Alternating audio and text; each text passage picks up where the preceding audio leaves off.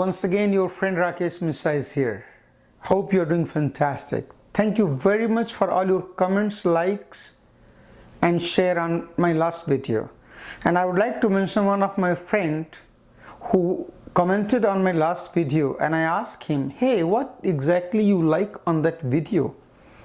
And he said, Rakesh, I watch your video with my wife and kids, and my wife told me, hey, this video is for you. And from that day onward, I started going to bed early before 10 o'clock. Thank you very much. That's what I want. Sharing these videos, whole idea about it, if even one person, one family get inspired and motivated and some positivity in his or her life, my purpose is solved. So this video is going to be Mishra Thinking Theory of Prosperity. And to explain this theory, I would like to share one story, rather one event happened at my friend's place. Actually, his dad is visiting from Bombay and he invited me, basically invited my family for dinner. And I was his place and he introduced me, hey dad, meet Rakesh Mishra I told you about, and he retired at his 45th birthday.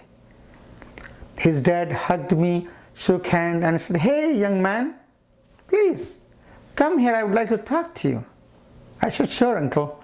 And he congratulated me and complimented me. I said, thanks. He said, after my son told me about your story and I visited your website, I read your 3 blogs word by word, and especially I got impressed with your about page. Tell me how that little poor village boy traveled this journey and today prosperous village hero. I said, sure uncle, thank you very much for those lovely words. He said, yes, I would like to know, and also I would like to know what is the secret of becoming rich. So basically he had one question, but basically 2 questions embedded in his one query.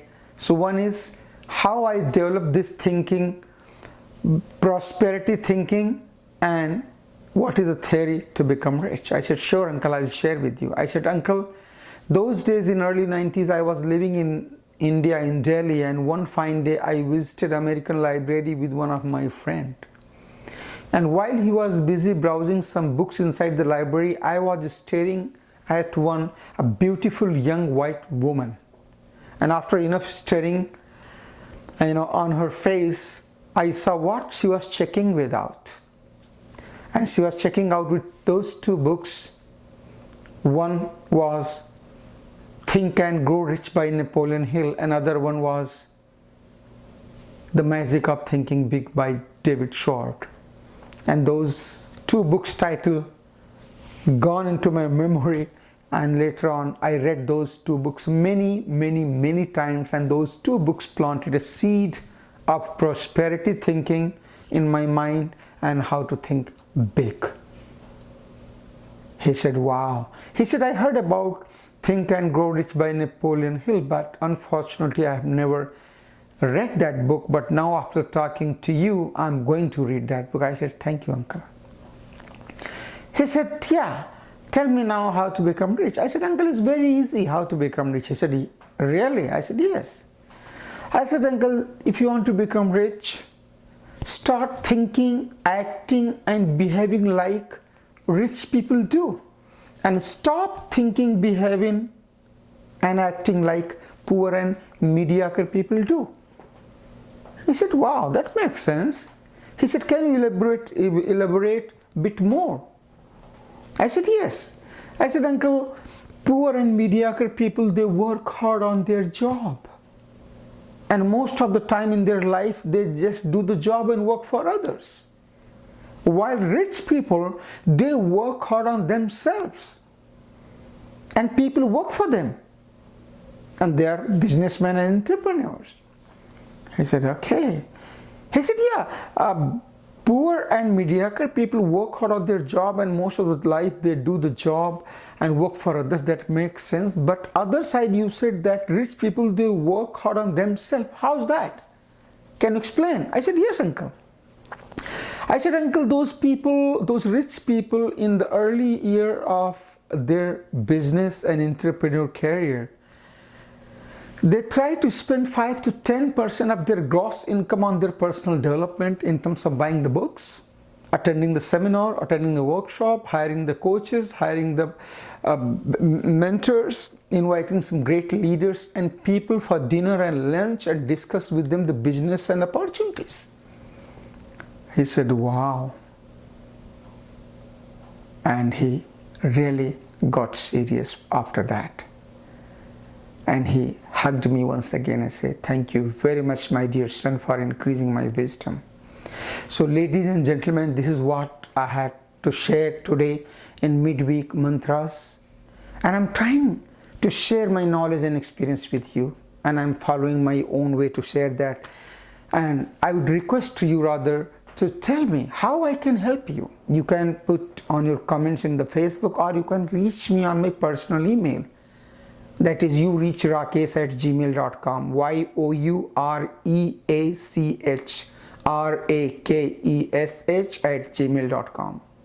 As one of my virtual coach, Mr. Jim Rohn, he says, you are the average of 5 best friends you befriend with. So try to find one friend who is below than you in all area of life, like health, wealth, family, knowledge, skills, experience. And try to find 4 friends, your ideal friends, who are above than you. So the friend who is below than you, he will try to help you not to get inferiority complex, because you feel superiority complex from him. And those 4 friends will always try to push you beyond your comfort zone to grow. Ideally, those 4 friends should be the friend you want to really become in your life. The people you want to become in your life, like you may want to become Tony Robbins, Nelson Mandela, Gandhi, Amitabh Bachchan, Obama, Steve Jobs, whoever is idol. But you can ask a question, hey, how those people can become my friend because I'm nobody today? Yes, you have a very valid question. But what you can do, you can reach to them by reading their books, reading their biographies, watching their videos. Or if they are alive and conducting some kind of the seminar, workshop, attend them. That is a real investment. So you can do that to reach to them, and one day you will become so powerful that they will welcome you in his or her friend circle. So that's what I have to share today with you. And before I end this video, I would like to recite those 3 phrases of my one of virtual coach, Mr. Brendon Burchard. Ask yourself those 3 phrases. Did I live? Did I love? And the last one very close to me. Did I matter? Big one for me. You came on this planet and gone, or did you really matter to someone? To your family, to your friend, to your society, to your community, to your nation? Did you really matter? Think it over. So this was all about Mishra thinking theory of prosperity, ladies and gentlemen. So with that, salute to you. And thank you very much for watching my video, and we will meet next week with some other theory and with some other nugget and with some other story. Please write to me how I can help you with that. Thank you very much once again being with me in this video and in my life. Thank you.